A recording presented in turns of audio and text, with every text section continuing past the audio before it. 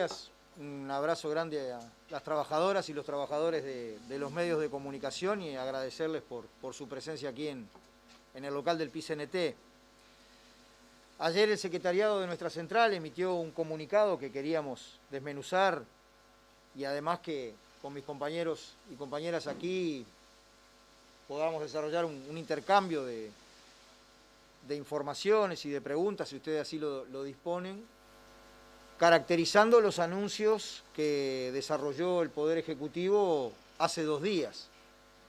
El primer mensaje del PICNT es un mensaje de cuidado, defensa de la salud pública y exhortación a todo nuestro pueblo que extreme todas las medidas para cuidarnos. Es notorio que la pandemia y su impacto tienen un crecimiento exponencial, acelerado, que esto además de tener consecuencias sanitarias, naturalmente que tiene consecuencias económicas y sociales que también las sufre nuestro pueblo, y en ese sentido el compromiso del PICNT de poner el hombro a los efectos de contribuir desde su labor sindical, digamos, a la salud del pueblo y a salir lo antes posible de toda esta situación. En ese cuadro, la resolución que adopta el secretariado toma en cuenta, toma nota de que se adoptan medidas para disminuir la circulación, la movilidad en la sociedad uruguaya, que todo indica, y así habían expresado, digamos, distintas sociedades científicas, que es una cuestión necesaria, pero a su vez llama la atención de la interrupción abrupta, por ejemplo, de la presencialidad en la educación, mientras que distintas actividades comerciales o empresariales mantienen su actividad, digamos, en el país. Especialmente fue muy contundente la resolución del secretariado al considerar que la eliminación de la presencialidad en la educación dejó 3 días sin comer a un montón de niños de familias vulnerables, que realmente eso nos llama poderosamente la atención y llamamos a la reflexión a las autoridades de tomar las decisiones, pero teniendo en cuenta la debida sensibilidad social que hay que tener. En otro orden de cosas, si se adoptan medidas de evitar movilidad, eso tiene un impacto en el mundo del trabajo.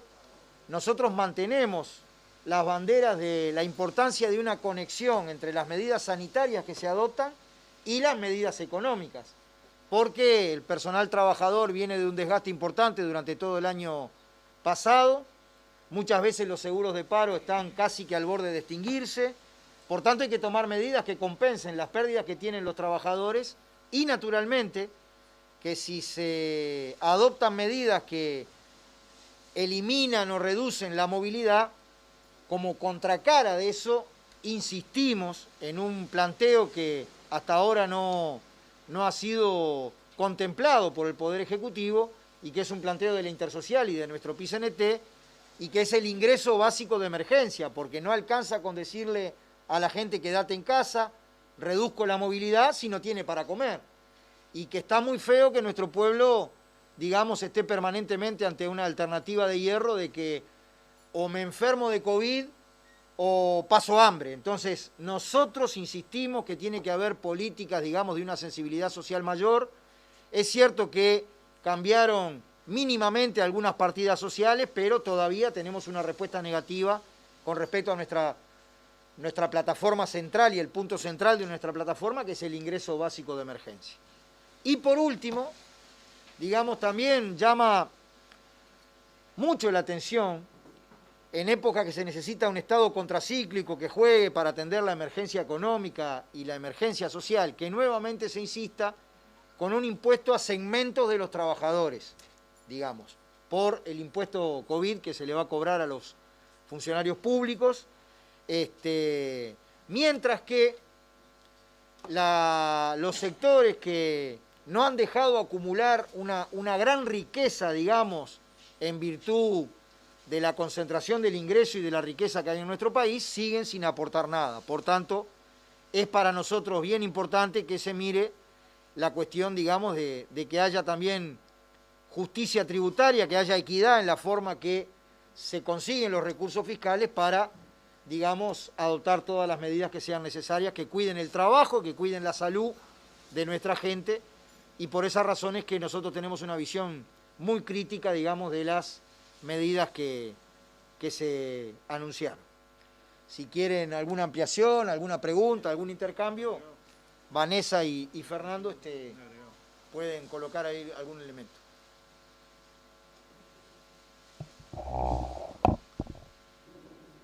Simplemente un agregado.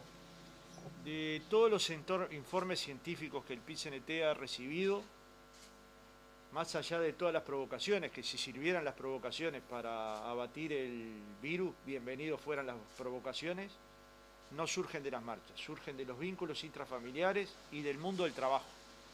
Quiere decir que en las empresas donde nosotros trabajamos no se están respetando los protocolos. Esta afirmación la ha hecho el Inspector General de Trabajo, el doctor Tejero, la ha hecho el ministro Pablo Mieres, pero lo que falta es que se cumplan los protocolos. Y efectivamente, en un conjunto de ramas de actividad, estos protocolos no se están cumpliendo debidamente. Entonces, una cosa es el llamado al cuidado individual, que naturalmente todo lo tenemos que hacer, pero otro también es el llamado a los empresarios a que cumplan los protocolos. Y en aquellos lugares donde los protocolos no fueron rigurosos, hacerlos rigurosos. Quiero decir, hay protocolos que son exhortaciones a que el lugar esté sanitizado. Hoy no puede haber una exhortación. Hoy el lugar tiene que estar en perfectas condiciones. Entonces, si esta circunstancia es una debilidad que tenemos y todos la notamos, es impostergable llamar al CONASAT para que tome medidas con respecto a la seguridad y la salud en el trabajo. Es impostergable tomar medidas para que las empresas cumplan con los protocolos y de alguna manera nos cuidemos en nuestra casa, pero también en el lugar donde trabajamos. Y es imprescindible tener una política de seguridad y salud en el trabajo que contemple el tema COVID. No podemos vivir al margen del COVID. Entonces, en esta dirección el movimiento sindical va a exhortar a trabajar en todas las comisiones bipartitas para que los protocolos se cumplan a rajatabla. Y donde no se cumplan, lo vamos a denunciar. Porque queremos mantener nuestro trabajo, estamos de acuerdo con mantener nuestro trabajo siempre y cuando se proteja detrás de ese puesto de trabajo la salud de cada uno de los que estamos en el mundo del trabajo. ¿Alguna pregunta, alguna inquietud? Con respecto a eso, ¿ya han recibido denuncias de algunos sindicatos que no se están cumpliendo el protocolo? Bueno, más allá del enojo de Pablo da Silveira y Robert Silva, había 1.400 clases con más de 30 alumnos. Yo te digo, andá y medí las clases y da para que haya 1 metro entre alumno y alumno. Entonces, hay un protocolo, los enojos, las provocaciones, todos los días, no pasa nada. Pero luego hay que tomar medidas concretas para que haya niños con distanciamiento adecuado. Desde noviembre la Federación Uruguaya de Magisterio y la Federación de Profesores le pidieron una negociación al CODICEN para empezar clases seguras. Todo demostró que no fueron seguras. Entonces, digamos, una cosa es el debate abajo, ¿no? Bien contra el Zócalo, y otro en la altura. Se precisan 400 auxiliares. ¿Las va a contratar el organismo para que haya sanitización de los locales? Porque tienen que ser respuestas concretas. ¿Previeron la alimentación escolar para miércoles, jueves y viernes? Sin hablar de los paros, ¿previeron ellos como autoridad que los niños comieran miércoles, jueves y viernes? No lo previeron. En todo caso, no se precisará una autocrítica. Y luego, si se van a los lugares de trabajo privado, ustedes mismos van a ver en cualquier actividad trabajando dónde se cumplen y dónde no se cumplen. Y donde se cumplen hay pocos contagios. Y donde no se cumplen hay contagiosidad masiva. Entonces, digamos, yo no quiero nombrar ninguna rama de actividad porque lo que quiero es que se trabaje en la dirección de proteger a los trabajadores. Pero proteger a los trabajadores tiene que ser una acción del empresariado, pero también una defensa de los trabajadores. Y allí donde no se cumplan, hay que denunciarlo.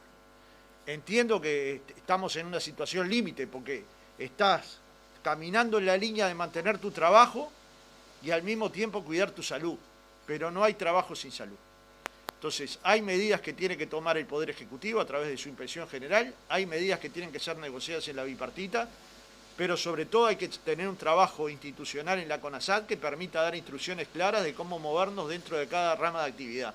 E insisto, hoy en las escuelas están moviéndose 10.000 trabajadores, directoras de las escuelas y auxiliares de las escuelas sin niños dentro de las escuelas. ¿Esa movilidad a qué responde? ¿Alguien la puede explicar en el sistema educativo? ¿Alguien puede explicar por qué los maestros están esperando un ómnibus para tomarlo interdepartamental, para ir a una escuela que no va a tener niños y que todo ese trabajo lo puede hacer a distancia? Yo parto de la base de que hay improvisaciones enormes que las tienen que resolver. No se trata solo de recibir una crítica del PIT-CNT y luego confrontar con el PIT-CNT. Tienen que resolver los errores que han cometido, como nosotros resolvemos los que cometemos o intentamos, ¿no? Lo que pasa es que esto no tiene solución en el marco de la llamada burbuja. Ahí nosotros tenemos una diferencia conceptual importante. Si la burbuja es el debido cuidado familiar, bienvenida. Ahora, acá no es hacer la tuya. Este es un problema del conjunto de la humanidad y es un problema de carácter colectivo. Nosotros miramos por el conjunto de la sociedad y por las grandes mayorías nacionales. Es lo mismo que el concepto de libertad responsable ubicado estrictamente en el individuo y su comportamiento. Me hace acordar a la hacer la tuya. La libertad responsable tiene que tener una contracara que reconozca las enormes diferencias socioeconómicas que hay en la sociedad, y la libertad responsable tiene que tener el ingreso básico de emergencia para que la gente que la está pasando espantoso tenga formas de salir, digamos. Por esa razón, la perspectiva del movimiento obrero es de que nos cuidemos todas y todas, de que la gente se mantenga moviéndose poco y con su familia, pero que haya un Estado contracíclico y una sociedad participativa y solidaria que nos ayude a todos a salir de este asunto, ¿no? Con nuestros aciertos y nuestros errores le hemos planteado desde el primer día a las autoridades del Poder Ejecutivo, a las autoridades de la educación, que estamos dispuestos al diálogo en cualquier circunstancia, porque estamos convencidos que cuando las clases vuelvan, que van a volver, hay que hacerlo de forma segura para las maestras, para los profesores y profesoras, para las funcionarias y para nuestras infancias. Y eso supone tener un diálogo, y hay una semana entera de turismo, estos 3 días que se quedan, para tener un diálogo proactivo que permita resolver algunas de las carencias que nosotros estamos planteando en forma concreta. No es una crítica al voleo, es una crítica concreta. Y para acordar cuáles son las mejores formas para cuidarnos todos. No se trata de ver las cosas mal porque sí. Por ejemplo, cuando se decidió la no obligatoriedad de primaria, tenemos que saber que dejaron de asistir 30% de los niños. ¿Qué niños? Los de contextos socioculturales más críticos. Y en las ciudades donde los números daban rojo, es decir, tasas mayores a 100 incluso, la presencialidad llegó al 20%. Es decir, que una semana antes 80% de los niños no tuvieron educación primaria. La obligatoriedad tiene que ser una defensa de toda la sociedad, ya sea a través de la presencialidad o de la virtualidad, y hay que trabajar para garantizarla. Entonces, digamos, nosotros abiertos al diálogo, desde hace un año venimos planteando la necesidad de construir un diálogo social que permita, como se construyó en el 2002, salidas para determinadas penurias que están viviendo miles de uruguayos. De hecho, más de 100.000 uruguayos cayeron por debajo de la línea de la pobreza. Y casi un estadio centenario lleno son niños uruguayos. Este dato nos debe desgarrar a todos. Entendemos que hay un tema de pandemia, pero atender la circunstancia de los 50.000 niños debería ser una prioridad nacional. Y si el Estado tiene que invertir económicamente para subsanar esta situación, lo tiene que hacer. Porque de lo contrario no va a haber déficit fiscal, pero va a haber un déficit social de una magnitud muy importante. Con respecto al impuesto, que un poco la crítica de que sea solo el público y algún sector, hacia el privado, que está pensando en el área productiva, por ejemplo, que no tuvo ningún parate, o piensan ya en industrias que también fueron afectadas, pero los empresarios tal vez igual no fueron afectados. El planteo nuestro no es ni a las empresas, sino que es a la gran riqueza acumulada. Hay sectores que con pandemia o sin pandemia no se pueden quejar. Están los precios internacionales de las materias primas que exportamos. Hay gente que un año sí y otro también acumula riqueza que queda cristalizada muchas veces en prioridad, en propiedad, no solamente en ingreso, pero son intocables, ¿no? Entonces siempre paga la clase trabajadora. Eso es lo que no está bien. De un impuesto que se había dicho en campaña que ya estaba altamente gravado. Digamos, hace 4 años que escuchamos, cosa que coincidimos, que el impuesto al trabajo estaba topeado.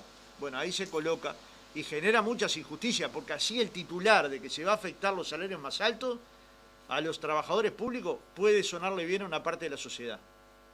Pero en cierta manera es generar un prejuicio sobre los funcionarios públicos uruguayos. Entonces, no hay un tratamiento igualitario en absoluto, no se grava al capital, como estaba planteando Marcelo, pero no antojadizamente. Nadie va a plantear grávese al sector gastronómico, que está pasando penurias muy importantes, o al sector hotelero. Grávese a aquellos sectores que hayan tenido renta, si Uruguay tiene toda esa información.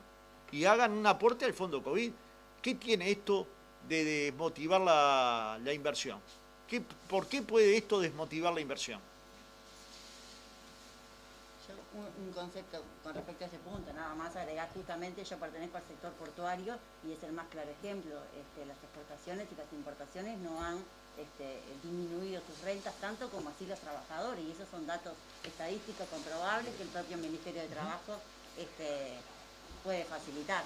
Así que eso nada más. Bueno, muchas gracias.